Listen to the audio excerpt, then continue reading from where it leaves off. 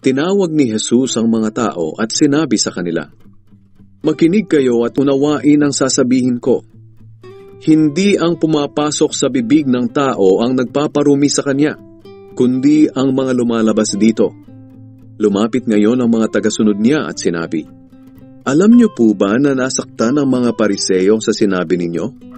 Sumagot siya, "Lahat ng halamang hindi itinanim ng aking amang nasa langit ay bubunutin. Hayaan ninyo sila. Mga bulag silang taga-akay.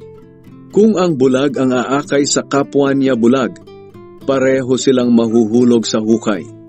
Sumagot si Pedro, "Pakipaliwanag niyo po sa amin ang paghahalintulad na sinabi niyo kanina."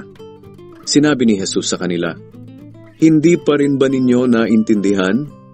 Hindi ba ninyo alam na anumang pumapasok sa bibig ay tumutuloy sa tiyan at idinudumi? Ngunit ang lumalabas sa bibig ay nagmumula sa puso ng tao, at ito ang nagpaparumi sa kanya sa paningin ng Diyos.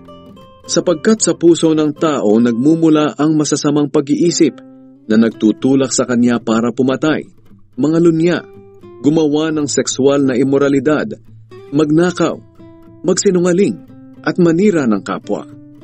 Ang mga bagay na ito ang nagpaparumi sa isang tao.